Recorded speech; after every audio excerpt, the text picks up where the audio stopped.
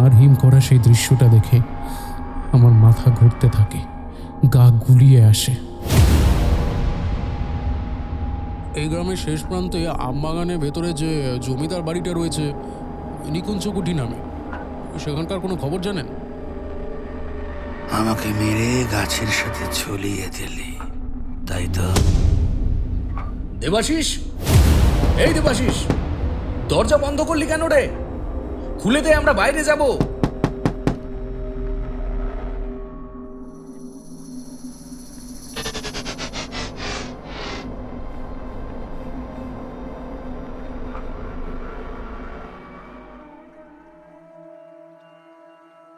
কলকাতার তাপমাত্রার পারদ আজ প্রায় 42 ছুঁই ছুঁই। সদ্য ময়নাগুড়ি, লাটাগুড়ি সহ ডুয়ার্সের বিভিন্ন অংশের মনোরম পরিবেশ উপভোগ করে আসার পরে মনে হচ্ছিল যদুগৃহে প্রবেশ করেছি। কলকাতা ও সংলগ্ন অঞ্চলের তাপপ্রবাহ উত্তরোত্তর বৃদ্ধি হয়েই চলেছে। তার জন্য অবশ্য প্রত্যক্ষ বা পরোক্ষভাবে আমরাই দায়ী। যেরকম আমাদের ফ্ল্যাট সহ অসংখ্য আবাসন শহরের চারিপাশে লতা পাতার মতো গজিয়ে উঠেছে, বলতে গেলে গ্লোবাল ওয়ার্মিংয়ের দৌড়ে আমাদের দেশ এখন প্রথম সারির দিকেই রয়েছে। অফিস থেকে এবারে মোট 10 দিনের ছুটি নিয়েছিলাম। ডুয়ার্সে যাওয়া আসা নিয়ে পুরো ট্যুরে মোট 6 দিন সময় লাগে। গতকাল সকালে বাড়ি ফেরার পরে বিকেলে আবার আমাদের একমাত্র ছেলে আয়ান তার মায়ের সাথে মামার বাড়িতে বেড়াতে চলে গেছে। আয়ানের এখনো গরমের ছুটি চলছে, স্কুল খুলতে এখনো বেশ দেরি আছে। আমার স্ত্রীর নাম পারমিতা। আয়ানকে সে তার মামার বাড়িতে রেখে এসে গতকাল রাত্রেই এখানে ফিরে এসেছে। পারমিতাও একটি প্রাইভেট স্কুলের টিচার, তাই ওরও এখন ছুটি চলছে। আমি আর পারমিতা আমরা দুজনে কলেজ লাইফের বন্ধু ছিলাম। কলেজে পড়াকালীন আমরা কয়েকজন বন্ধু মিলে একটা গ্রুপ তৈরি করি, তারপর নিজেরা দল বেঁধে নানান জায়গায় ঘুরতে যেতাম। কোনো অজানা পাহাড়ি গ্রাম, সমুদ্র তট, জঙ্গল কিংবা জনমানবহীন কোনো অচেনা প্রত্যন্ত অঞ্চল খুঁজে বার করা ছিল আমাদের নেশা। আমাদের গ্রুপে আমি আর পারমিতাই সবচেয়ে বেশি হুজুকে ছিলাম। সিংহভাগ বেড়াতে যাওয়ার প্ল্যান আমরা দুজনে মিলেই করতাম। সেই থেকে পারমিতা আর আমার বন্ধুত্ব আরও গভীর হয়। সেখান থেকে প্রেম আর পরবর্তীতে বিবাহ বন্ধনে পরিণতি। কলেজ শেষ হওয়ার পর এবং বিয়ের আগে পর্যন্ত মাঝে কয়েকটা বছর আমরা দুজনে জীবনটাকে দারুণ উপভোগ করেছি। প্রতি মাসেই 2-3 দিনের জন্য আমরা দুজনে বাইক নিয়ে বেরিয়ে পড়তাম।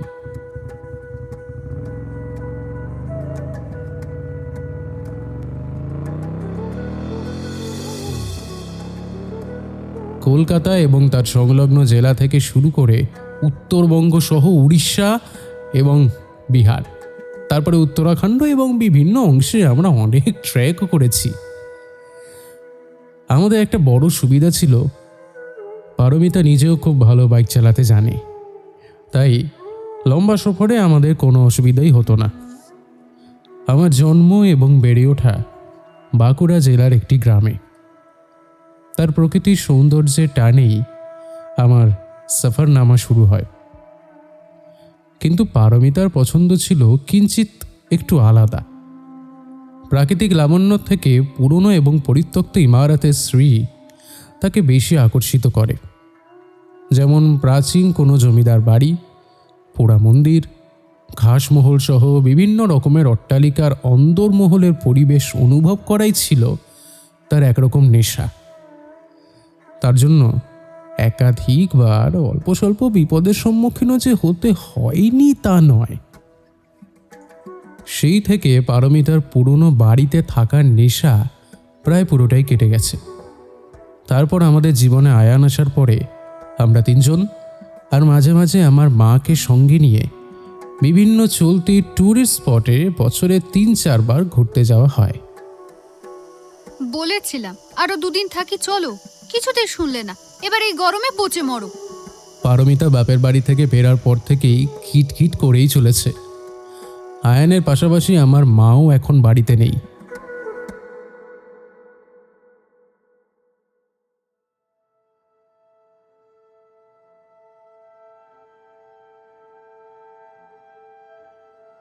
আজ সকালে ছোট মাসি এসে মাকে নিয়ে গেছে। সপ্তাহখানেক মা এখন ওখানেই থাকবে। এখন ঘরে কেবল আমরা দুজনেই রয়েছি। এবারে ট্যুরে নিজেদের গাড়ি নিয়ে গেলেও সাথে একটা ড্রাইভার নিয়ে গিয়েছিলাম। অবশ্য আমি চাইলে লাটাগুড়িতে আরও 2 দিন থাকতে পারতাম, কিন্তু কিছুদিনের মধ্যে অফিসের নতুন প্রজেক্ট শুরু হবে, তার খানিকটা কাজ এগিয়ে রাখার তাগিদেই তাড়াতাড়ি ফিরে এলাম। যদিও এসে বিশেষ কোনো লাভ হয়নি। এই পচা গরমে কিছুই আর করতে ইচ্ছে করে না। তার উপরে নতুন করে যোগ হয়েছে লোডশেডিংয়ের যন্ত্রণা। আজও সন্ধে হতে না হতেই কারেন্টটা চলে গেল। অগত্যা দুজনে মিলে ছাদে গেলাম। দেখলাম সেখানে আমাদের অ্যাপার্টমেন্টের প্রায় অর্ধেক লোক আগে থেকেই এসে হাজির হয়েছে। সকলের সাথে 2-4 কথা বলার পরে আমি ছাদের একটা কোণে গিয়ে সিগারেট ধরিয়ে স্মার্টফোন খুলে সোশ্যাল নেটওয়ার্ক সাইটে আমার প্রোফাইলটা খুলে দেখতে লাগলাম। ঘরের ভেতরে গরম লাগলেও ছাদে এখন বেশ ঠান্ডা। জ্বলন্ত সিগারেটটা বাম হাতে রেখে ডান হাতে ধরা স্মার্টফোনের স্ক্রিনটাকে স্ক্রল করতে লাগলাম। একটা পুরনো সাদা কালো ছবি দেখে আঙুলটা থমকে গেল। আমার ছোটবেলার বন্ধু চয়ন একটা ছবি আপলোড করেছে তার সোশ্যাল মিডিয়া অ্যাকাউন্টে। ছবিটার মধ্যে আমি আর চয়ন ছাড়াও রয়েছে আমাদের আরেক বাল্যবন্ধু দেবাশিস। আমার বেশ মনে আছে এই ছবিটা। এক আম বাগানের মধ্যে রিল ক্যামেরায় তোলা ছবি। ছবিটা দেখার সাথেই স্মৃতির ক্যানভাসে একের পর এক পুরনো চিত্র ভেসে উঠল।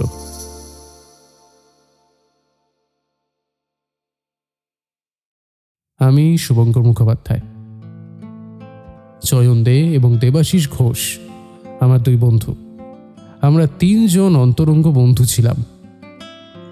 আমাদের সকলের জন্ম ও পৈতৃক ভিটে ছিল বাঁকুড়া জেলার জয়কৃষ্ণপুরে অবস্থিত মাকুড় গ্রামে, যেখানে স্থানীয় এক স্কুল নোয়াপাড়া বিবেকানন্দ উচ্চ বিদ্যালয়ে ক্লাস 1 থেকে আমরা একসাথে পড়েছি। আমি আর চয়ন নিম্নবিত্ত পরিবারে জন্মালেও দেবাশিস ছিল সম্ভ্রান্ত পরিবারের সন্তান। মাকুড় গ্রামের একমাত্র জমিদার গঙ্গাধর ঘোষের প্রপৌত্র এবং একমাত্র বংশধর ছিল এই দেবাশিস। ওদের বাড়ির নাম ছিল নিকুঞ্জ কুঠি, যেটিকে গঙ্গাধর ঘোষই তৈরি করান। বাড়িটির অবস্থান ছিল মাকুড় গ্রামের একদম শেষ প্রান্তে। নিকুঞ্জ কুঠি নামাঙ্কিত ইমারতের চতুর্দিক ঘিরে ছিল সুবিশাল এক আম বাগান। কম করে হলেও প্রায় 2 বিঘা জায়গা জুড়ে জঙ্গলের ন্যায় বিস্তৃত ছিল বাগানটি। আমবাগানের পুরোটার মালিকানা ঘোষেদেরই ছিল। বাগানের ভেতর দিয়ে একটা বেশ চওড়া কাঁচা রাস্তা ধরে প্রায় মিনিট 10 হাঁটার পরেই দৃশ্যমান হতো নিকুঞ্জ কুঠি। ইমারতের সামনে রাস্তার কাছে কিছু অংশ নুড়ি পাথর দেওয়া ছিল। নিকুঞ্জ কুঠির অন্দরমহলের সাজসজ্জা ঠিক আর 5টা জমিদার বাড়ির মতোই ছিল। দেবাশিসদের পূর্বপুরুষ ওই গ্রামের সত্যি জমিদার ছিল কিনা সেটা আমাদের জানা ছিল না, তবে ওদের ওই বাড়িটা নিয়ে অনেক কথা লোকমুখে শোনা যেত।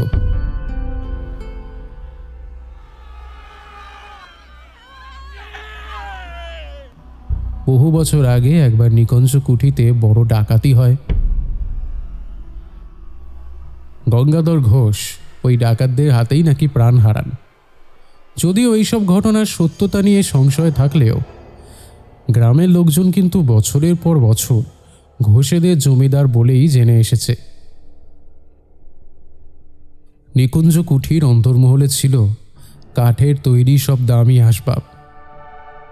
দেওয়ালে নানা রকম নকশা কাটা বড় বড় ফ্রেমে বাঁধানো ছিল বিভিন্ন মনীষী এবং পূর্বপুরুষদের ছবি।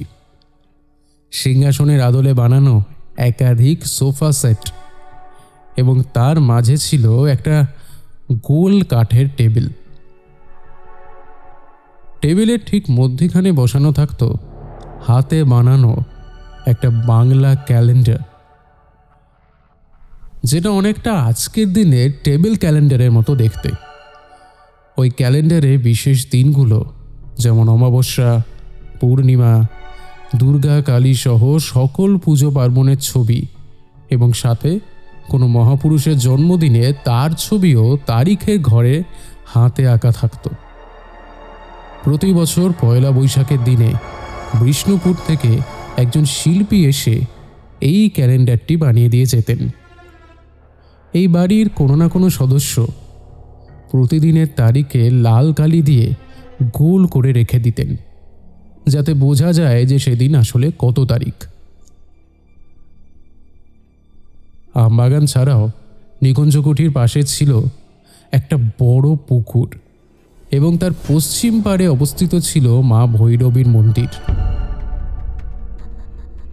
মায়ের মূর্তিখানা অনেকটা বর্তমানে ঝাড়খণ্ডে অবস্থিত পটলা ভৈরবী মন্দিরের মায়ের আদলে তৈরি। ভৈরবী মায়ের এরকম ভয়ঙ্কর রূপ আমি আগে কখনো দেখিনি। মন্দিরের পূজারী হিসেবে আমার ঠাকুরদা শ্রীযুক্ত কালীনাথ মুখোপাধ্যায় নিযুক্ত ছিলেন। আমাদের পূর্বপুরুষের মধ্যে অনেকেই গ্রামে গ্রামে পুজো আচ্চা করে যজমানি করে আয় করতেন। পরবর্তী সময়ে আমার বাবা বংশের প্রথম চাকরি পেয়ে কলকাতায় একাই চলে আসেন। তখন আমাদের আর্থিক অবস্থা ছিল ততই বছর। বাবা যা মাইনে পেতেন তাতে ঘর ভাড়া দিয়ে কলকাতা শহরে 3 জন থাকাটা অসম্ভব ব্যাপার ছিল। তাই আমি আর মা বাঁকুড়াতেই থেকে গিয়েছিলাম। আমার ঠাকুমা অনেক আগেই মারা গিয়েছিলেন। ঠাকুরদা নিকুঞ্জ কুঠির ভৈরবী মায়ের মন্দিরের পুরোহিত হবার সৌজন্যে এবং দেবাশিস আমাদের স্কুলের সহপাঠী হবার দৌলতে নিকুঞ্জ কুঠির পাশাপাশি ওই আমবাগানেও আমাদের অবাধ যাতায়াত হয়েছিল। বাগানটি অনেক বড় হলেও সেখানে 2 জন লাঠিয়াল থাকত। তারা পুরো বাগান ঘুরে ঘুরে পাহারা দিত। তার ফলে বাইরে থেকে যে কেউ সহজে ঢুকে আম চুরি করে নিয়ে যেতে পারে এরম সম্ভাবনা ছিল না। নিকুঞ্জকুঠিতে কেউ প্রবেশই করতে পারত না। মন্দির লাগোয়া পুকুর পাড়ে বাঁধানো ঘাটে বসে আমরা ঘন্টার পর ঘন্টা আড্ডা মারতাম। দেবাশিসের মা ধেনুবালা দেবী খুব বড় মনের মানুষ ছিলেন। তিনি আমাকে আর চয়নকে তার ছেলের মতোই ভালোবাসতেন। নিজের হাতে রান্না করে খাওয়াতেন। বাগানের আম সহ অন্যান্য রান্না করা খাবারও আমাদের বাড়ি অবধি পাঠিয়ে দিতেন। প্রতি অমাবস্যায় ভৈরবী মায়ের মন্দিরে পুজোর পরে আমাদের বাড়ি সহ গ্রামের অসংখ্য মানুষকে বসিয়ে ভোগ প্রসাদ সব খাওয়াতেন। ধেনুবালা দেবী মায়ের মতন নিকুঞ্জকুঠির সব কিছু আগলে রাখলেও দেবাশিসের বাবা আর্যদেব ঘোষ ছিলেন একজন দুশ্চরিত্র, অসৎ এবং লম্পট গোছের মানুষ। ঘোষ বংশের পূর্বপুরুষদের সকল খারাপ গুণ আর্যদেব ঘোষ পেয়েছিলেন।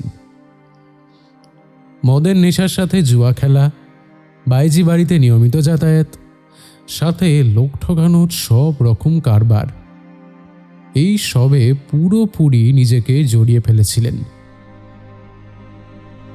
তার সাথে অপরাধ জগতের লোকজনের ওঠা বসার মাসুল হিসেবে পুলিশ বারংবার আর্যদেবকে গ্রেপ্তার করে। ধেনুবালা দেবী প্রতিবার থানা থেকে ছাড়িয়ে আনলেও আর্যদেব ঘোষ কোনোভাবে শোধরাননি। নিজের শখ আহ্লাদ মেটাতে গিয়ে বাজারে প্রচুর ধার দেনাও করে ফেলেন। এরপরে একদিন নিজের বাড়িতে অন্দরমহলের সিন্দুক থেকে নাকি টাকা পয়সা ও গয়না চুরি করে চম্পট দেন। তারপর থেকে তার আর কোনো খোঁজই পাওয়া যায়নি।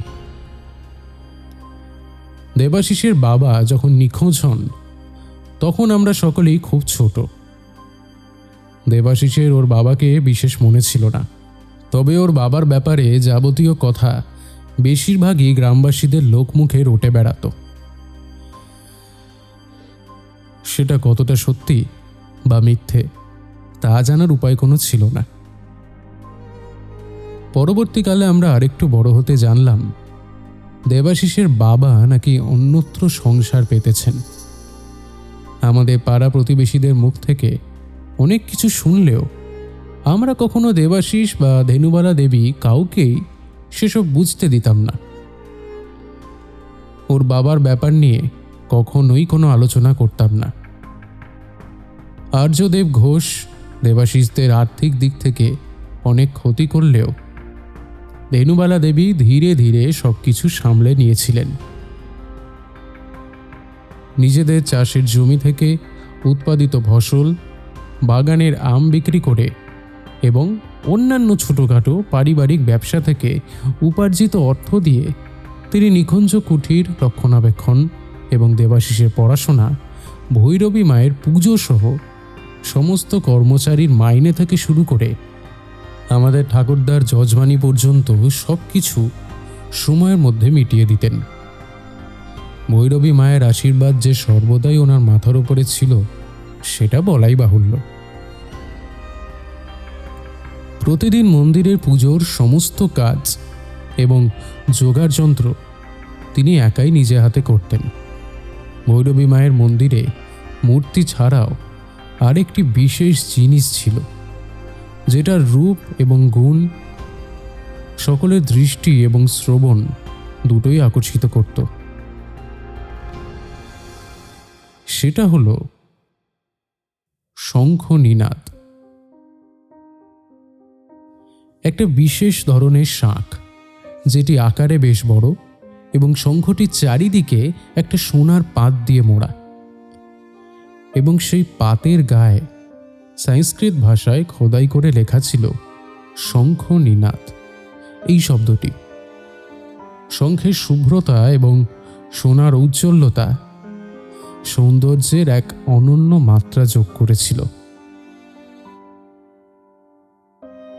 শঙ্খ নিনাদের আরেকটি বিশেষত্ব হল শঙ্খ থেকে নির্গত ধ্বনি, যার তীব্রতা এবং কম্পন বাগান ছাড়িয়ে আকাশ বাতাস ভেদ করে গ্রামের বিভিন্ন প্রান্তে ছড়িয়ে পড়ত।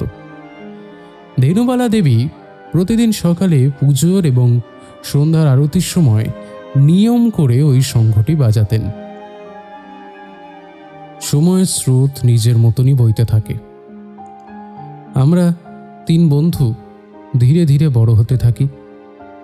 একসাথে বসে পড়াশোনা করতাম, তারপরে একসাথে স্কুলে যাওয়া, স্কুল থেকে ফেরার পরে নিকুঞ্জ কুঠিরের অন্দরমহলে, কখনো বা ছাদে, কখনো বা আমবাগানের ভেতরে আমাদের একসাথে খেলাধুলো করে সময় দিব্যি কেটে যেত। বৈশাখ থেকে শ্রাবণ মাস অবধি বাগানে হওয়া আম্রপালি আমের স্বাদ ও আঘ্রাণে আমরা 3 বন্ধু জমিয়ে অনুভব করতে পারতাম। সহস্র রঙিন মুহূর্তের সাক্ষী হতাম প্রতিক্ষণে। কিন্তু উচ্চ মাধ্যমিক পরীক্ষার পরে ঘটে গেল এক মর্মান্তিক ঘটনা।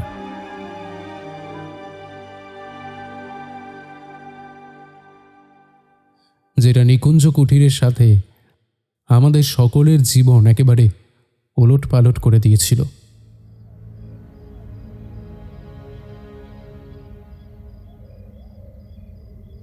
সেদিন ছিল অমাবস্যা তিথি। সন্ধেবেলা অন্ধকার নামার পরেই ভৈরবী মায়ের পুজো শুরুর ঠিক আগে নিকুঞ্জ কুঠিতে ডাকাত পড়ে। ভাগ্যক্রমে সেদিন নাকি ধেনুবালা দেবী নিকুঞ্জ কুঠিতে ছিলেন না।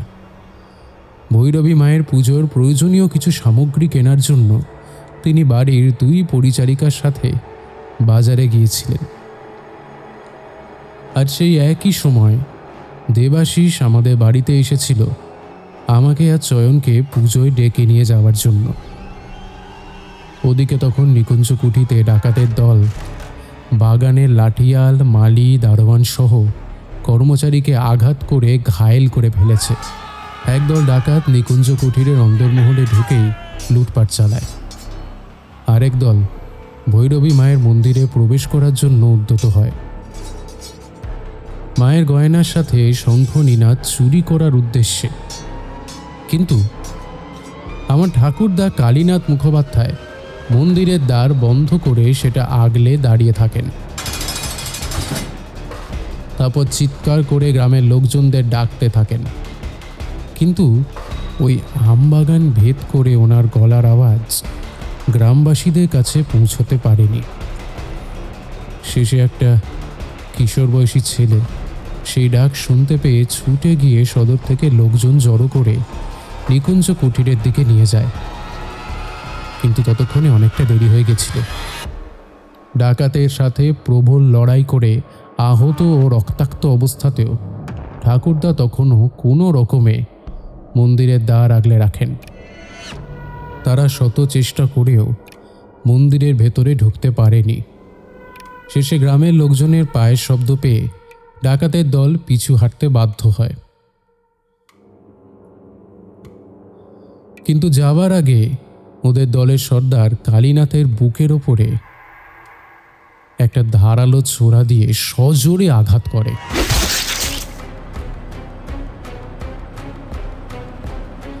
দ্বারের সামনে রক্তাক্ত অবস্থায় লুটিয়ে পড়েন তিনি।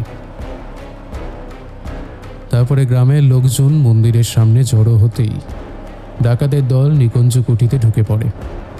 ওরা ভেতরে ঢোকার পরেই সদর দরজা বন্ধ করে দিল। বাড়ির পিছনের দরজা দিয়ে বাগানের অপর প্রান্ত দিয়ে চম্পট দেয়।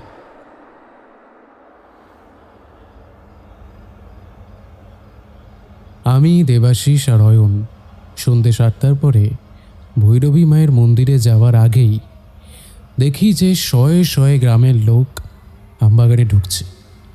ব্যাপারটা দেখে আমাদের বিশেষ সুবিধার মনে হলো না। বাগানের মধ্যে টর্চ আর হ্যারিকেনের আলো চারিদিকে জোনাকির মতো নড়াচড়া করছে। মনের মধ্যে তীব্র উত্তেজনা আর হৃদস্পন্দন নিয়ে আমরা তিনজনে প্রায় ছুটে গিয়ে নিকুঞ্জ কুঠিরের সামনে দেখি অসংখ্য মানুষের ভিড়ে আগে থেকেই জায়গাটা গিজগিজ করছে।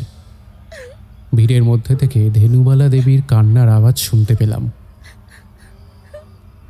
যে আওয়াজের মধ্যে কষ্ট আর শোকের ছাপ একদম স্পষ্ট। ভিড় ঠেলে আমরা এগিয়ে গিয়ে দেখি নিকুঞ্জ কুটিরের সামনে সিঁড়িতে দুজন দারোয়ান আহত আর রক্তাক্ত অবস্থায় পড়ে আছে।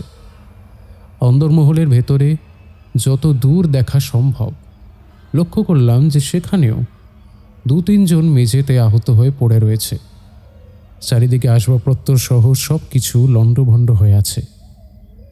ডাকাতের দল যে কী পরিমাণে ভেতরে দাপাদাপি করে বেরিয়েছে সেটা স্পষ্ট বোঝা গেল।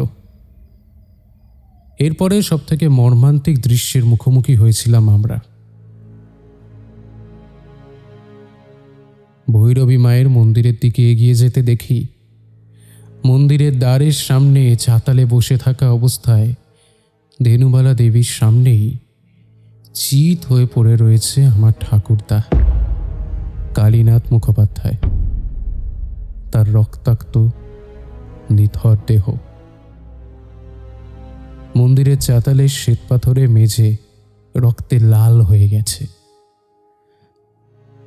ঠাকুরদার বুকের অংশটা কেটে 2 ফালা হয়ে গেছে। হাড় হিম করা সেই দৃশ্যটা দেখে আমার মাথা ঘুরতে থাকে, গা গুলিয়ে আসে। কিছুক্ষণ পরে আমার মা মন্দিরে আসেন। তিনি ঠাকুরদাকে ওই অবস্থায় দেখা মাত্রই মূর্ছা যান। তারপরে জীবনের কঠিনতম মুহূর্তের সম্মুখীন হয়েছিলাম আমরা। সেদিন রাতেই বাবা খবর পেয়ে কলকাতা থেকে ছুটে আসেন। আমার মাকে গ্রাম্য স্বাস্থ্য কেন্দ্রে নিয়ে যাওয়া হয়। আমি আর চয়ন মায়ের সাথেই ছিলাম। বাবা সেখান থেকে সদর থানায় চলে গিয়েছিলেন। পরের দিন পোস্টমর্টমের পরে প্রায় বিকেলের দিকে ঠাকুরদার দেহ আমাদের হস্তান্তর করা হয়। ওদিকে তখন মা অনেকটাই সুস্থ হয়ে বাড়ি ফিরে এসেছিলেন। তারপরে সেই রাতেই ঠাকুরদার দেহ গ্রামের শ্মশানেই দাহ করা হয়। বাবা ঠিক করেছিলেন তিনি আমাদের আর গ্রামে রাখবেন না। এদিকে আমার স্কুলের পড়াশোনাও শেষ, তাই আমাকে কলকাতার কলেজে ভর্তি করিয়ে পড়াশোনা করাবেন বলে ঠিক করলেন।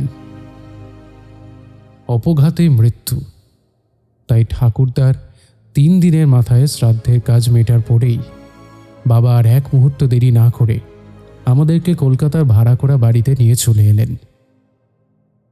তাছাড়া আমি আর আমার মা গ্রামের বাড়িতে ঠাকুরদার সাথেই থাকতাম।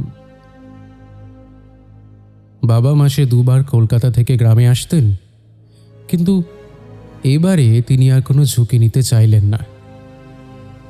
আমি একবার শেষবারের মতন নিকুঞ্জ কুঠিতে যেতে চেয়েছিলাম, কিন্তু বাবা কিছুতেই আমাকে আর যেতে দিলেন না।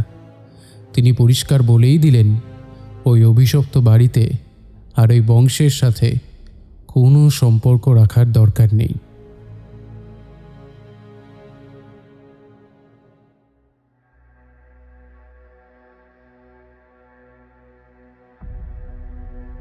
গ্রাম থেকে চলে আসার সময় ধেনুবালা দেবী নিজে আমাদের বাড়ি এসে দেখা করেছিলেন। তিনি জানালেন, ডাকাতদের ধরার জন্য পুলিশ চারিদিকে ঘুরছে। এই ডাকাত দলের পিছনে যে আছে সে সন্দেহভাজন ব্যক্তি আর কেউ নয়, তিনি দেবাশিসের বাবা আর্যদেব ঘোষ। পুলিশ তাকেও হন্যে হয়ে খুঁজছে। ধেনুবালা দেবী বারংবার আমার বাবাকে অনুরোধ করলেন যাতে আমরা গ্রাম ছেড়ে না যাই, কিন্তু বাবা কোনো কথাই শুনতে রাজি নয়। তারপরে তিনি কিছু টাকা আমার বাবাকে দিতে চাইলেন। ওনাদের বাড়িতে অত ক্ষতি হবার পরেও ধেনুবালা দেবীর মনের উদারতা একটুও কমেনি। কিন্তু বাবা কোনো বাড়তি টাকা নিলেন না, শুধু ঠাকুরদার যজমানি বাবদ প্রাপ্ত টাকাটুকু নিলেন। দেবাশিস ওর মায়ের সাথে আমাদের বাড়িতে এসেছিল। চয়নও সকাল থেকেই রয়েছে। এরপর আমরা 3 বন্ধু একে অপরকে জড়িয়ে যে কতক্ষণ কেঁদেছিলাম, সেই সময়ের কোনো হিসেব নেই। আপনজনের থেকে বিচ্ছেদ যে মানুষকে কতটা কষ্ট দেয়, সেটা সেদিন প্রথম অনুভব করেছিলাম। মাকুর গ্রাম থেকে চলে আসার পরে আর সেখানে আমার যাওয়া হয়নি কখনো। বলতে গেলে বাবা আর কোনো রকম সম্পর্ক রাখতে দেননি। কলকাতায় আসার পরে দেবাশিসের সাথে আর যোগাযোগ রাখা সম্ভব হয়নি।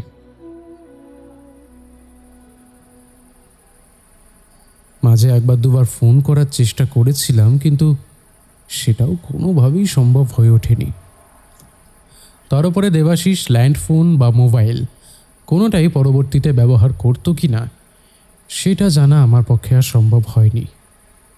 চয়নের থেকে টুকটাক খবর পেলেও আমরা ওখান থেকে চলে আসার মাস 6 মধ্যেই চয়নরাও কলকাতায় চলে আসে। চয়নের বাবা কলকাতায় ছোটোখাটো একটা ব্যবসা শুরু করেন। চয়নরাও কলকাতায় আসার পরে মাকুর গ্রামের সাথে যোগাযোগ সম্পূর্ণ বিচ্ছিন্ন করে দেয়। তারপরে আমি কলেজ জীবন থেকে আজ পর্যন্ত নিজের চাকরি, পরিবার, সংসার এবং বেড়াতে যাওয়া নিয়ে ব্যস্ত হয়ে পড়ি। আমরা কলকাতায় আসার কিছুদিন পরে বাবা একবার মাকুর গ্রামে গিয়েছিলেন। সেখানকার আমাদের সমস্ত জমি, বাড়ি, পুকুর বিক্রি করে দিয়ে বরাবরের মতন সমস্ত রকম স্মৃতি মুছে দিয়ে চলে আসেন কলকাতায়। তারপরে কোনোদিনও সেই গ্রামের নাম তিনি কখনো মুখে আনেননি। কিন্তু আজও আমার দেবাশিস আর ওর মা ধেনুবালা দেবী আর ভৈরবী মায়ের মন্দির, ওই আম্রপল্লীর বাগান আর সাথে নিকুঞ্জ কুঠিরের কথা খুব মনে পড়ে। কি গো, কি ভাবছো? কারেন্ট চলে এসেছে, নিচে যাবে না? ভাবনার ঘোর কেটে গেল পারমিতার ডাকে। আশেপাশে তাকিয়ে দেখলাম আবাসনের ফ্ল্যাটগুলোতে লাইট জ্বলছে। অতীতের ভাবনায় এতটাই বিভোর হয়েছিলাম যে কখন কারেন্ট চলে এসেছে খেয়ালই করিনি। তুমি নিচে যাও, খাবার সময় তো হয়ে গেছে। রেডি করতে থাকো, আমি একটা ফোন করে আসছি। আচ্ছা, বেশি দেরি করো না, আমি ততক্ষণে এসি চালিয়ে দিচ্ছি। পারমিতা নিচে চলে যাওয়ার পরেই চয়নকে আমি একটা ফোন করলাম। 3-4টে রিং হওয়ার পরেই চয়ন ফোনটা ধরেই বলল,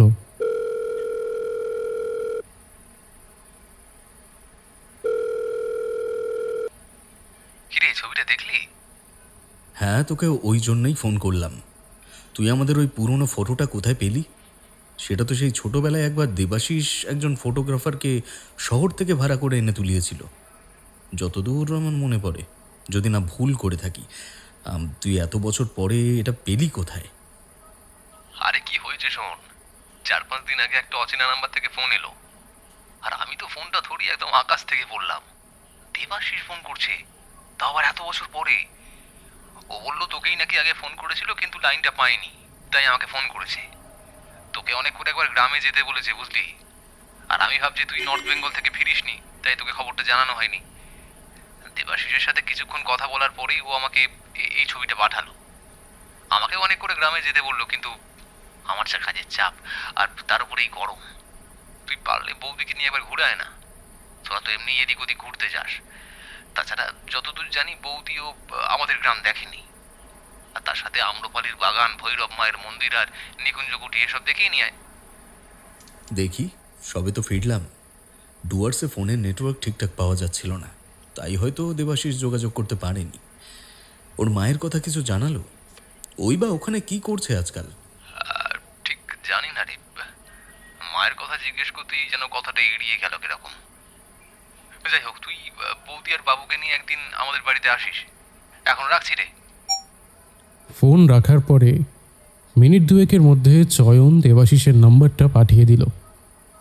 ছাদ থেকে নিচে নামতে নামতে সিঁড়িতে চয়নের দেওয়া নাম্বারে একটা ফোন করে দেখলাম সেটা আউট অফ রিচেবল বলছে। খেতে বসে ডাইনিং টেবিলে পারমিতাকে বাঁকুড়ার কথাগুলো বলতেই সে তেলে বেগুনে জ্বলে উঠল। কলকাতার এই গরমে তোমার হচ্ছে না, আবার তুমি বাঁকুড়ায় গিয়ে পুড়ে মরতে চাও? জানো ওখানে এখন 45 ডিগ্রির ওপরে তাপমাত্রা। এইটুকু বলেই আমাকে আরও অনেক কথা শুনিয়ে দিল। তারপরে আমি আমাদের গ্রামের সব কথা এবং সেখানকার মনোরম পরিবেশের কথা তাকে বললাম। আম্রপালির বাগান, ভৈরবী মায়ের মন্দির এবং শেষে নিকুঞ্জ কুঠির কথাটা বলতেই পারমিতা পুরো 180 ডিগ্রি ঘুরে কয়েক সেকেন্ডের মধ্যেই তার মত বদলে বলল, মাকুর গ্রামে যেতে সে রাজি আছে। ওর চোখ জোড়া দেখে আমি বুঝলাম নিকুঞ্জ কুঠি সম্বন্ধে জানার পর থেকেই ওর সেই পুরনো ইমারতের প্রতি ঘুরে দেখার যে নেশাটা, সেইটা জেগে উঠেছে। যদিও সেই ঘটনার পর থেকে আর আগের মতো অধিক উৎসাহ দেখায় না। পারমিতাকে যদিও আমার গ্রামের কথা আগেও বলেছিলাম, বাবা চলে যাওয়ার পরে গ্রামে যাওয়ার কোনো রকম বাধাও ছিল না, কিন্তু কখনো গ্রামে যাওয়ার কথাটা সেইভাবে আর মাথায় আসেনি। বিশেষ করে ঠাকুরদার খুনের ঘটনার জন্য মাও কোনোদিন যেতে চাননি।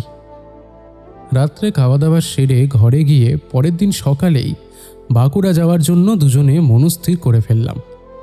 ঠিক করলাম দিনের দিনই ফিরে আসব, কারণ আমাদের ওখানে জমি বাড়ি যা ছিল সবই বিক্রি হয়ে গেছে। অথবা ওখান থেকে আরেকবার বিষ্ণুপুর চলে যাব, সেখানে রাত্রে কোনো একটা হোটেলে থেকে পরের দিন সেখানে ঘোরার পরে কলকাতায় ফিরে আসব। আসলে মাকুর গ্রামে যাওয়ার পেছনের মূল উদ্দেশ্য হল দেবাশিসের সাথে একবার দেখা করা। জানি না ওর মা ধেনুবালা দেবী আজও জীবিত আছেন কিনা। তাছাড়া ওই আমবাগান, ভৈরবী মায়ের মন্দির আর নিকুঞ্জ কুঠি আরেকটি বার দেখতে বড় স্বাদ হচ্ছিল। সাথে ছোটবেলার স্মৃতি রোমন্থনের বাসনাও জেগে ওঠে মনের মধ্যে। ভাবনা মতোই রাত্রে এই টুকটাক জিনিসপত্র গুছিয়ে নিয়ে দুটো ছোট হ্যান্ডব্যাগে ঢুকিয়ে আমরা তাড়াতাড়ি শুয়ে পড়লাম।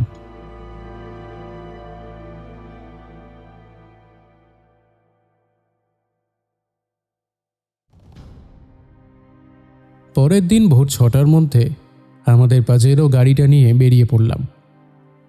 নিচে গ্যারাজ থেকে গাড়িটা বের করে বিল্ডিংয়ে কেয়ারটেকার ভদ্রলোককে আমাদের ফ্ল্যাটের একটা ডুপ্লিকেট চাবি আর কিছু টাকা দিয়ে গেলাম।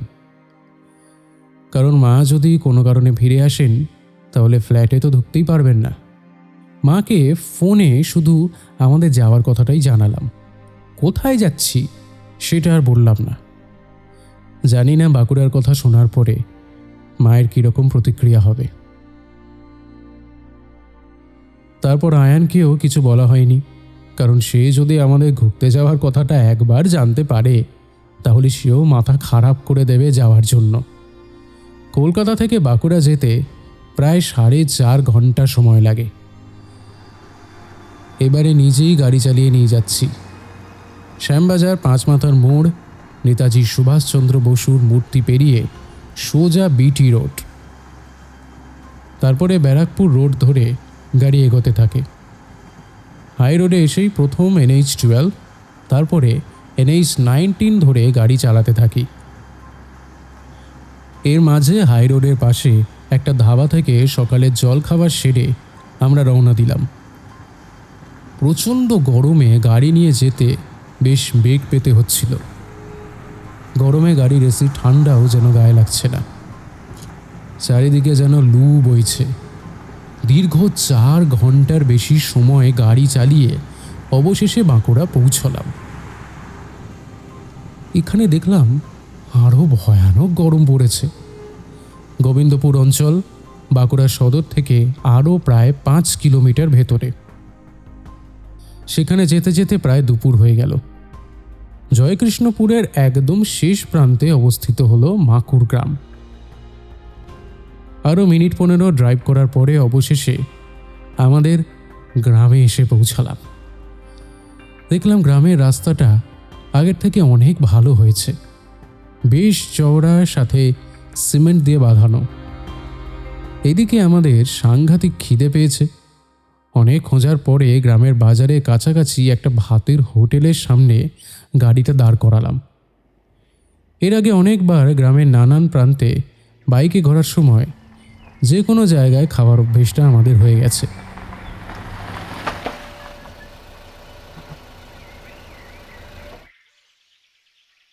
শহরের লোক আর আমাদের গাড়িটা দেখে হোটেলের ভেতর থেকে একজন মাঝবয়সী ভদ্রলোক বেরিয়ে এসে বেশ খাতির করে আমাদের ভেতরে ডেকে নিয়ে গিয়ে বসালেন।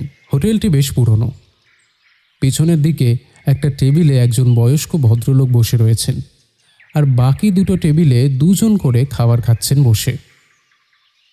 তাদেরকে দেখে মনে হলো স্থানীয় বাজারে সবজি বিক্রেতা, হয়তো বেচা কেনার পরে দুপুরে খাবার খেতে বসেছেন। মাছ ভাত অর্ডার নেওয়ার পরে হোটেলের সেই ভদ্রলোক আমাদের সাথে বসে গল্প জুড়ে দিলেন। আমরা কলকাতা থেকে আসছি শুনে তিনিও বলতে শুরু করলেন কলকাতায় তার নাকি কিছু আত্মীয়র বাড়ি রয়েছে, তারা কোথায় থাকে, কি করেন, সে সবের বর্ণনা নিজে থেকেই দিতে শুরু করলেন। ভদ্রলোকের কথাবার্তা শুনে মনে হলো ইনি একটু অতিরিক্ত রং চড়িয়ে কথা বলতে ভালোবাসেন।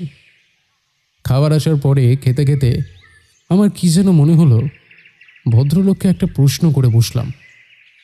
এই গ্রামের শেষ প্রান্তে আমবাগানের ভেতরে যে জমিদার বাড়িটা রয়েছে নিকুঞ্জকুঠি নামে, সেখানকার কোনো খবর জানেন?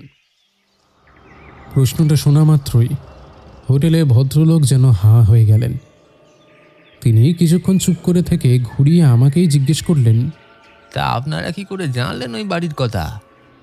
প্রশ্নটা শুনে আমি এড়িয়ে গেলাম, কারণ আমি এই ভদ্রলোককে বলিনি যে আমার ছোটবেলাটা এই গ্রামেই কেটেছে। কারণ সেটা জানলে ওনার স্বভাব মতন উনি আমায় প্রশ্ন করে করে মাথাটা খারাপ করে দেবেন। তাছাড়া আমি চাই না আমার ঠাকুরদার প্রসঙ্গ আবার উঠুক এবং সেই ঘটনা নিয়ে কোনো রকম আলোচনা হোক। এরপরে উত্তরে শুধু বললাম, ওই একটা বন্ধুর থেকে শোনা ওই বাড়িটার ব্যাপারে। তারপরে শুনেছি নাকি ওই বাড়ির সাথে একটা মন্দিরও রয়েছে, তাই ভাবছিলাম একবার দেখে যাব কিনা। কথাটা শুনেই যেন আঁতকে উঠলেন সেই ভদ্রলোক। তিনি বললেন, সে কি, আপনারা এত কিছু কি করে জানলেন? সে তো এখানে একটা পুরো বাড়ি, ভূতেদের আড্ডাখানা বুঝলেন না। সেই আম বাগান তো আর বাগান নেই, এখন ঘন জঙ্গলে পরিণত হয়েছে। সেখানে সন্ধ্যাবেলা তো দূরে থাক, দিনের বেলাতেও লোকে কেউ যাওয়া আসা করে না। জঙ্গলের ভিতর একটা পোড়া মন্দির আছে শুনেছি, সেখান থেকে প্রতিদিন দুবার করে নাকি শাঁখের আওয়াজ শোনা যায়। ওই বাড়িতে সবাই অপঘাতে মরেছে বুঝলেন। শুনেছি একাধিকবার ডাকাতও পড়েছিল, কে বা কারা যেন খুন হয়েছিল। আর তাছাড়া আপনারা ওই ভূতের বাড়িতে যাবার প্ল্যান করছেন নাকি? খবরদার ভুলেও যাবেন না। শহরের লোকেদের একরকম একটা নেশা থাকে জানি, ভুতুরে বাড়িতে গিয়ে ছবি টবি তোলার, ভিডিও নানের, ওই কি রিলস বলে না, সেগুলো বানানোর। তবে যদি ওই করতে গিয়ে বিপদে পড়েন, তখন কেউ কিন্তু আপনাদের বাঁচাতে আসবে না, এইটুকু বলতে পারি। ভদ্রলোকের কথা শুনে আমার হাত থেকে মাছের টুকরোটা বিস্ময়ে পাতে পড়ে গেল। অপঘাতে মৃত্যুর কথাগুলো শুনে মনের মধ্যে যেন একটা চূড়া ভয়ের উদ্রেক হলো। তাহলে কি দেবাশিসের মা? আর এদিকে খেয়াল করলাম লোকটার কথা শুনে পারমিতা বেশ উৎসাহ পেয়েছে। তবে ভদ্রলোকের কথা পুরোপুরি ঠিক বিশ্বাস করতে পারলাম না। উনি একটি অতিরিক্ত রং চড়িয়ে কথা বলেন। হয়তো কানাঘুষো কিছু শুনেছেন এবং সেটাকে বাড়িয়ে চাড়িয়ে বলছেন। যদি সেরকমই হয় তাহলে দেবাশিস এখনো থাকছে কি বাড়িতে? আর তাছাড়া ওই বাগানটা অনেক কাল আগে থেকেই ঘন জঙ্গলের মতো বিস্তৃত, তাই এই ধরনের গুজব ওঠা খুব স্বাভাবিক ব্যাপার। ভদ্রলোকের প্রশ্নের উত্তরে আমি এটা সেটা বলে কাটিয়ে দিয়ে খাওয়া শেষ করে ওনার বিলটা মিটিয়ে হোটেল থেকে বেরিয়ে এলাম। এরপরে গাড়িটা নিয়ে আমরা একেবারে মাকুড় গ্রামের ভেতরে প্রবেশ করলাম।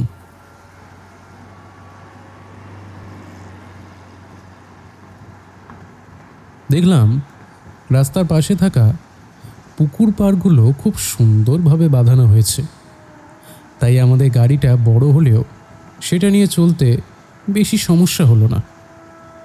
গাড়ি চালাতে চালাতে লক্ষ্য করলাম গ্রামের বাচ্চা ছেলেমেয়েরা, বয়স্ক মানুষসহ অন্যান্য লোকজন আমাদের গাড়িটার দিকে বেশ অবাক হয়ে তাকিয়ে আছে।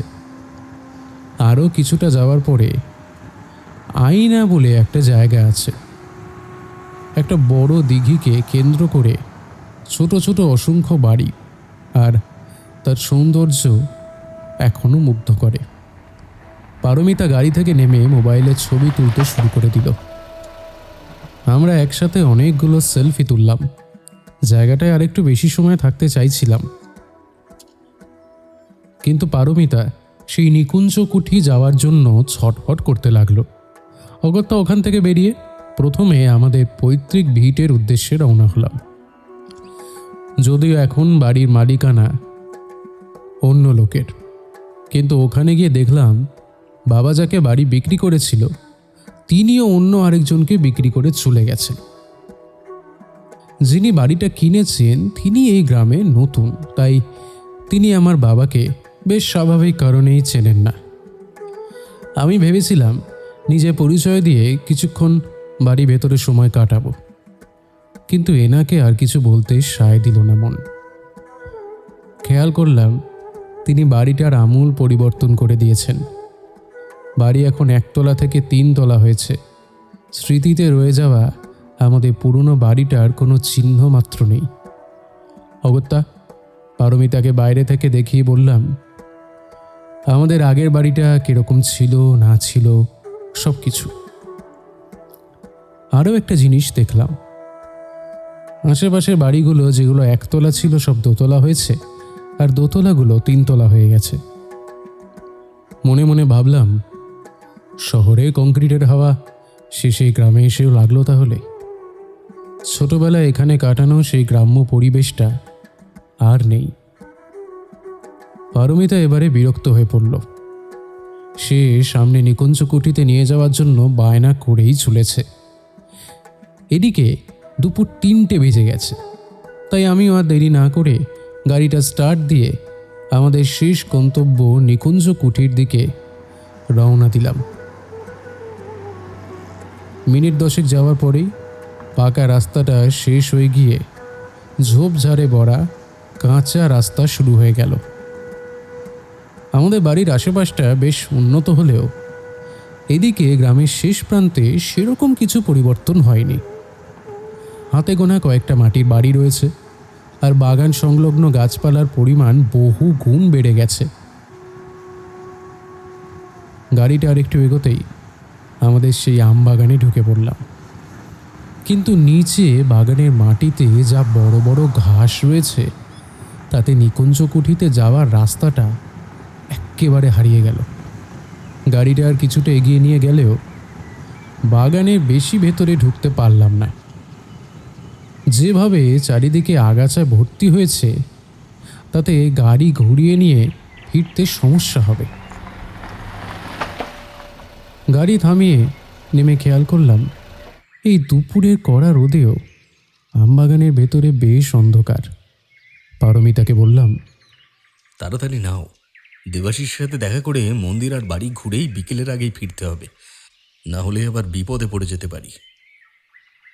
বাগানের যে অবস্থা দেখলাম, তাতে যদি এখানে ছোটবেলায় যাওয়া আসার অভ্যাস না থাকতো, তাহলে এই জঙ্গলের ভেতর দিয়ে নিকুঞ্জকুঠি অবধি চীনে যাওয়া প্রায় অসম্ভব ব্যাপার। জানি না কেন এখন বারবার সেই হোটেলের লোকটার কথা মনে পড়ছিল। এদিকে দেবাশিসের সেই নাম্বারটাও কাল থেকে চেষ্টা করে যাচ্ছি, সেটাও কোনোভাবেই লাগছে না। মনের মধ্যে অনেক দোলাচল নিয়ে পারমিতাকে সঙ্গে করে আস্তে আস্তে এগোতে লাগলাম। আপনারা নিকুঞ্জপুর যাবেন তা? পিছন থেকে প্রশ্নটা আসতেই আমার বুকটা ধড়াস করে উঠল। দেখলাম পারমিতাও বেশ ঘাবড়ে গেছে।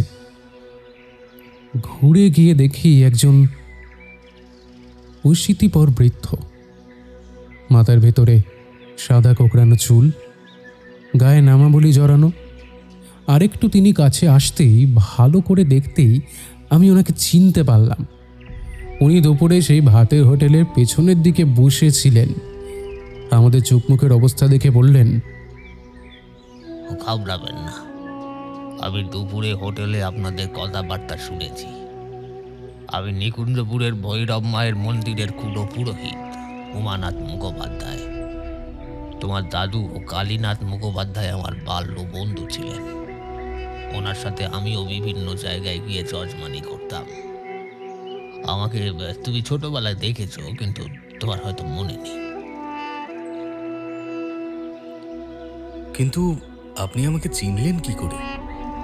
দাদাবাবু মানে আপনাদের বাল্য বন্ধু দেবাশিস আমাকে বলেছিল যে কলকাতা থেকে ওনার একজন বন্ধু আসতে পারেন।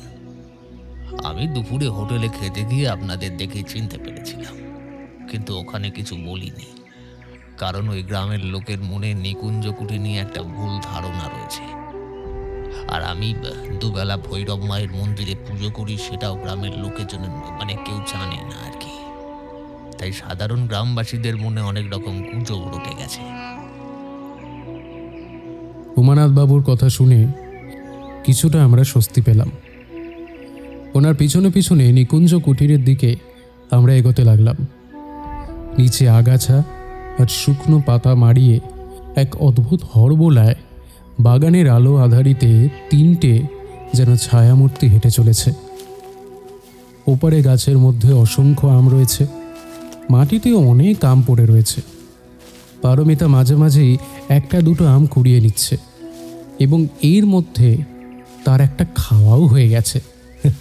সে তো আম খাওয়ার পরে তার স্বাদ আর গন্ধ নিয়ে প্রশংসায় পঞ্চমুখ। পারমিতাকে বললাম, আমি জানি এ বাগানের আম খেতে কেমন, আম্রপালি সেই স্বাদ আজও আমার মুখে লেগে রয়েছে। বাগানের ভেতর দিয়ে হাঁটতে হাঁটতে একটা জিনিস দেখে আমার মনে খটকা লাগলো। মনে মনে ভাবলাম, বাগানে যে পরিমাণ আম হয়েছে আর নিচে মাটিতে পড়ে নষ্ট হয়ে আছে, তার মানে এই বাগানের ভেতরে আর কেউ আসে না।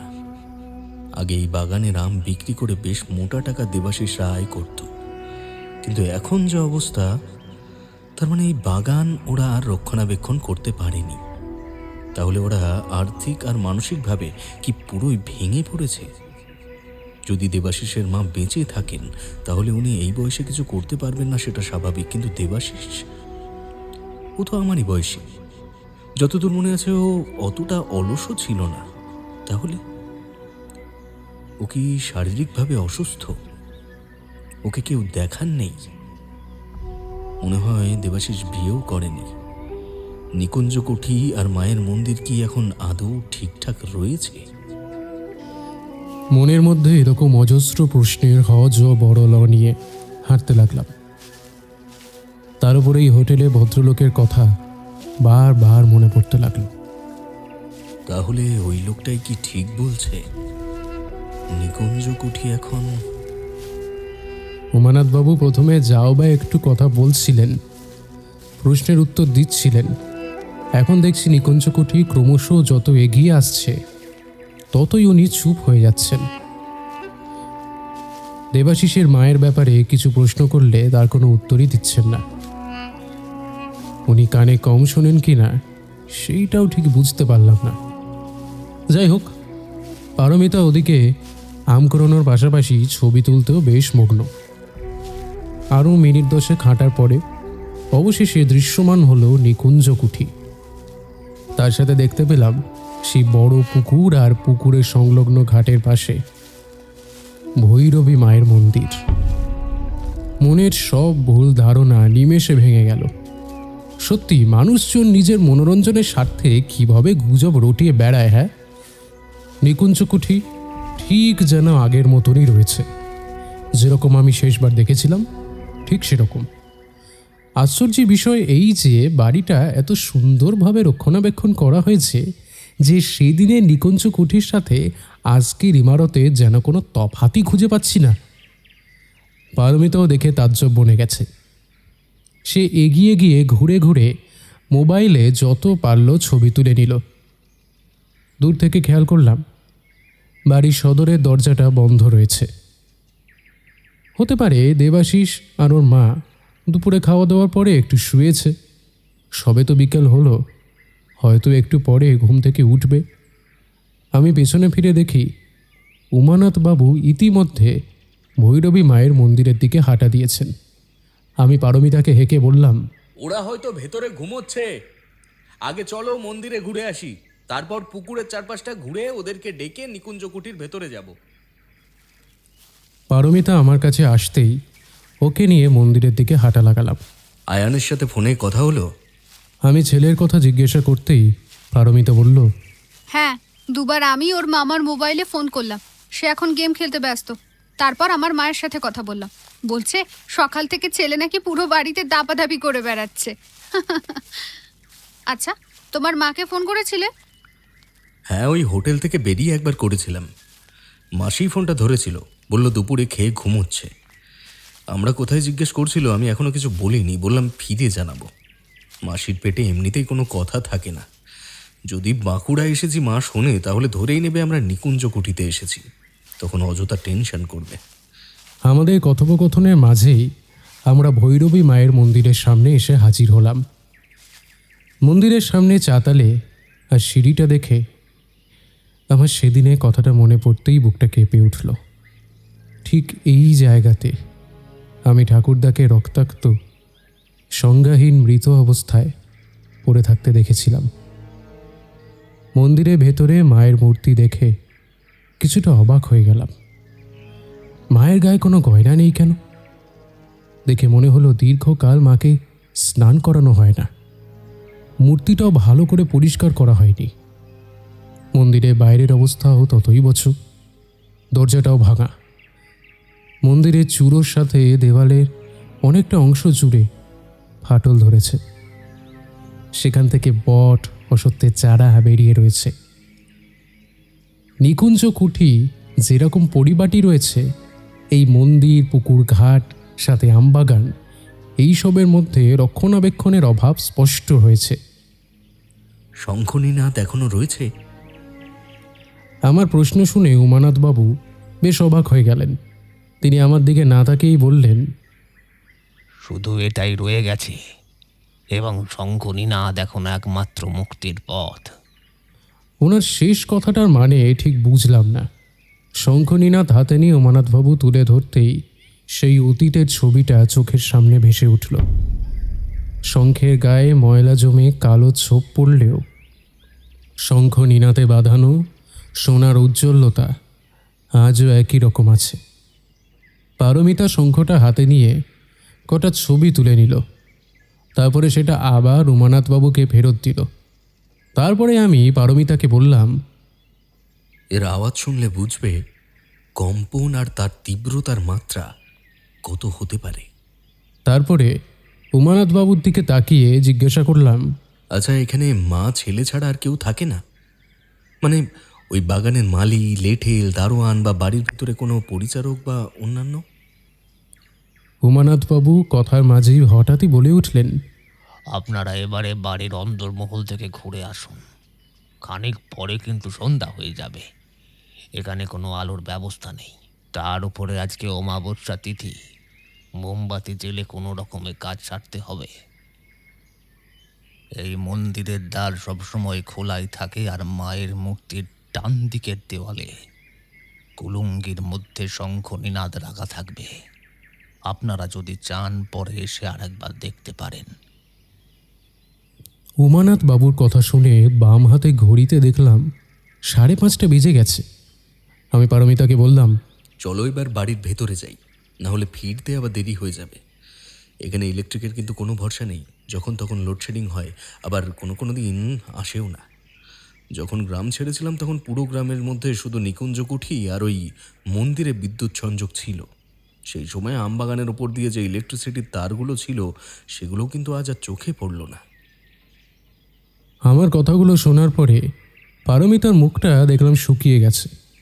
কারণ সন্ধেবেলা কারেন্ট না থাকলে অন্ধকারে এখানে থাকা অসম্ভব হয়ে উঠবে। তাই আমরা আর এক মুহূর্ত দেরি না করে মন্দিরের সিঁড়ি দিয়ে নেমে নিকুঞ্জ কুঠিরের সামনে গিয়ে দেখতে পেলাম যে সদর দরজা ইতিমধ্যে কেউ যেন খুলে দিয়েছে। আর একটু কাছে যেতে লক্ষ্য করলাম দরজার ওপারে বাড়ির ভেতরটা বেশ অন্ধকার। আচমকা ভেতর থেকে একটা মানুষের গলার আওয়াজ প্রতিধ্বনি হয়ে বেরিয়ে এলো। আমি স্পষ্ট শুনতে পেলাম, মা, আমি থানা থেকে ঘুরে আসছি। দেখি ডাকাতগুলো আর ঠাকুরমশাইয়ের খুনি ধরা পড়লো কিনা। গলার স্বরটা ভীষণ চেনা লাগলো। কোনো 18-19 বছরের ছেলের গলা। কথাটা শোনার ঠিক পর মুহূর্তে খেয়াল করলাম একজন রোগা মাঝবয়সী ভদ্রলোক সদর দরজার ঠিক পাশে এসে দাঁড়িয়েছে। লোকটি কখন যে ভেতর থেকে বাইরে এলো বুঝতেই পারলাম না। মুখে প্রায় দিন-7 খাঁচা পাকা দাড়ি, চোখ দুটো যেন কোটরে বসে গেছে। পরনে পোশাকও বেশ নোংরা। চেহারা দেখে মনে হচ্ছে 4-5 দিন না খেয়ে রয়েছে। কিরে শুভঙ্কর, এমন করে কি দেখছিস? আমায় চিনতে পারছিস না? আমি দেবাশিস। গলাটা শোনার পরে একটা খটকা লাগলো। কি ব্যাপার? একটু আগে যে গলা ভেতর থেকে পেলাম আর এখন এনার যে গলা শুনতে পাচ্ছি, দুটোর মধ্যে কোনো মিল নেই কেন? প্রশ্নটা মনে আসতেই দেবাশিস ভাঙা গলায় আবার বলে ওঠে, আসলে বুঝতেই পারছিস, আমি একা মানুষ। মা তো পুরোপুরি শয্যাশায়ী। তার উপরে আমাদের আর্থিক অবস্থা এখন খুবই শোচনীয়। তাই ঠিক করে দুবেলা খাওয়াও জোটে না। কথাগুলো শোনার পরে মনটা খারাপ হয়ে গেল। যতই হোক একসময় তারা গ্রামের সবচেয়ে ধনী পরিবার ছিল, আর সেই বাড়ির ছেলের এখন এই অবস্থা হয়েছে। আমি আরও কিছু বলতে যাচ্ছিলাম, ঠিক সেই সময় দেবাশিস বলে উঠল, ভেতরে চল, তারপর কথা হবে। বৌদির সাথেও আলাপ করাবো। মা তোদের দেখলে ভীষণ খুশি হবে। তোমরা আগে চলো, তারপর আমি ঢুকছি। দেবাশিস তারপরে পারমিতার দিকে তাকিয়ে বলল, আমাকে মেরে গাছের সাথে ঝুলিয়ে দিলি, তাই তো? দেবাশিসের কথা মতো সদর দরজা দিয়ে পারমিতা আগে বাড়ির অন্তর্মহলে ঢুকল। তারপরে আমি এবং আমার পেছনে আচমকা তরাম শব্দে দরজাটা বন্ধ হয়ে গেল।